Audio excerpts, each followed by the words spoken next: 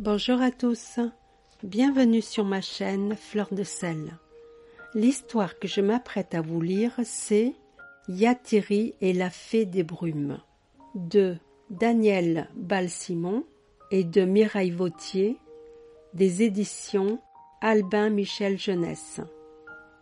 Laissez-vous emporter et plonger dans ce magnifique récit initiatique et poétique du Chili. Bonne écoute.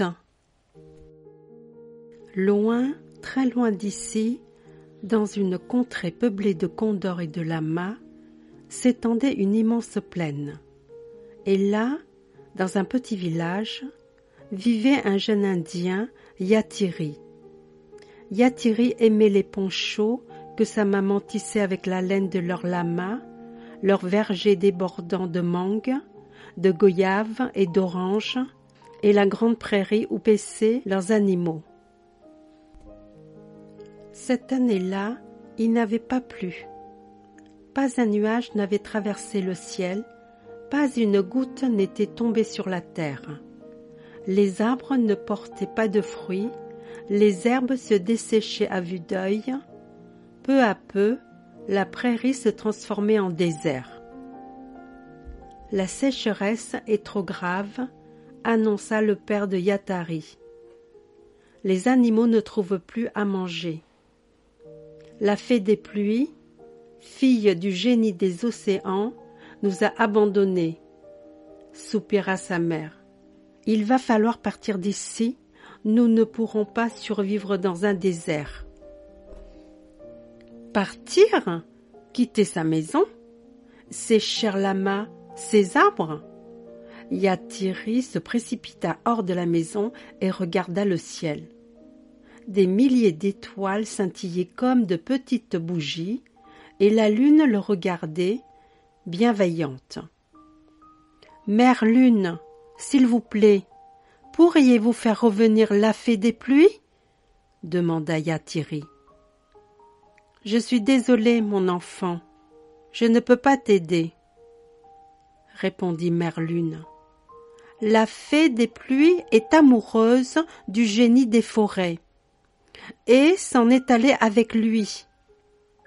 Il ne pleuvra plus ici, plus jamais. » « Mais alors, que pouvons-nous faire ?» se lamenta Yathiri. « Écoute ton cœur, » répondit Mère Lune. « Il te guidera. » La gorge serrée, le petit Indien rentra se coucher. Le lendemain, Yathiri alla marcher dans le désert en quête d'un signe, d'une idée. Il aperçut soudain un oiseau noir couché sur le sol, immobile. Il s'approcha doucement et découvrit un jeune condor. « Es-tu blessé ?» lui demanda Yathiri. « Je n'arrive pas à me relever, » dit le condor. « Je me suis fait mal à une aile. »« Es-tu tombé du ciel ?» ?»« Oui, j'ai pris mon envol ce matin pour la première fois. Je suis monté si haut que j'ai presque touché le soleil. Puis, j'ai volé vers la plaine, mais un vent violent m'a bousculé et boum !»« Ne t'en fais pas, » le rassura le petit garçon. « Je vais te soigner. Je m'appelle Yathiri. Moi, c'est Alaya. » N'écoutant que son cœur, Yathiri porta le jeune condor sur son dos jusqu'au village. Quelques jours plus tard, Alaya était guérie. « Les messagers du soleil !» s'écria la mère de Yathiri en pointant le ciel du doigt. Deux condors volaient vers la maison. Le lourd battement de leurs ailes fendait les airs. « Maman, papa !» s'écria Alaya. « Comment m'avez-vous retrouvé ?»« C'est un lama qui nous a prévenus, » expliqua sa maman. « Merci, 1000 fois merci, petit Indien. Que voudrais-tu pour toi en retour ? Pourriez-vous me conduire auprès du génie des océans ?» soupira Yathiri. J'aimerais lui demander de faire revenir sa fille, la fée des pluies. » Aussitôt, Yathiri se retrouva assis sur le dos du père Condor, tandis qu'Alaya s'installait sur celui de sa mère. En quelques coups d'aile, ils s'élevèrent dans les cieux. Le désert à présent était un immense tapis de sable aux reflets dorés, parsemé d'énormes rochers ronds et lisses. Les condors se posèrent sur le rivage. « Génie des océans !» appela aussitôt Yathiri. « Génie des océans !»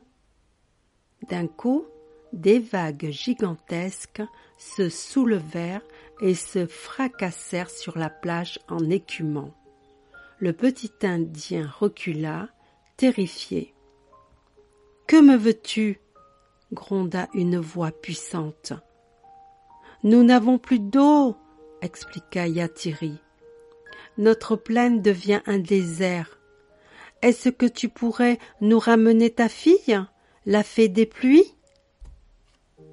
« Impossible, » répondit le génie des océans. « Elle est avec son bien-aimé. Je ne peux pas lui demander de revenir. Je n'ai pas le droit de briser son bonheur. »« Mais les animaux vont tous mourir de faim et de soif, » expliqua Yathiri, désespéré.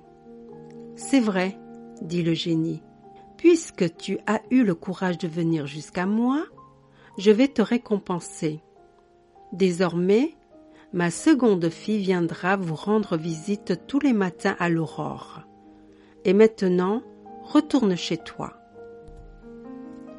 Le petit Indien remercia le génie des océans, sans comprendre. Une seconde fille ? Comment pourrait-elle leur donner de l'eau ? Bientôt, les condors déposèrent Yathiri chez lui. « Au revoir, mon petit » lui dit la maman condor. « J'espère que ton souhait se réalisera. »« À bientôt, Yathiri » reprit Alaya. « Je reviendrai te voir, dès que je saurai voler tout seul. » Épuisé, Yathiri s'endormit.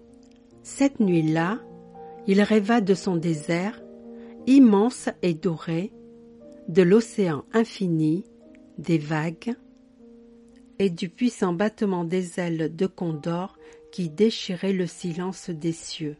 Et, tandis qu'il souriait dans son sommeil, là-bas, au loin, un épais manteau de brume se glissa hors de l'océan, sans bruit. Il avança dans le désert, lentement, à pas de velours. Et tendrement, il recouvrit la terre d'un nuage de minuscules gouttelettes, des gouttelettes d'eau. Au petit matin, lorsque Yathiri se leva, ses parents se tenaient sur le seuil de la maison. « Regarde qui est là ! C'est Kamanchaka, la fée des brumes, » murmura sa mère. « Qu'elle est belle !» souffla Yathiri en admirant sa robe scintillante. « Je dois repartir lorsque le soleil se lève, » dit Kamanchaka. « Mais je reviendrai tous les matins avec mon tapis de gouttelettes. » Lentement, doucement, elle se retira vers l'océan. Le petit Indien écarquilla les yeux d'émerveillement. Le désert était parsemé de fleurs. Le cœur empli de bonheur, Yathiri leva les yeux vers le ciel. 3 condors, 2 grands et un petit, tournoyaient majestueusement dans les airs. Et voilà, c'est fini. À bientôt les amis.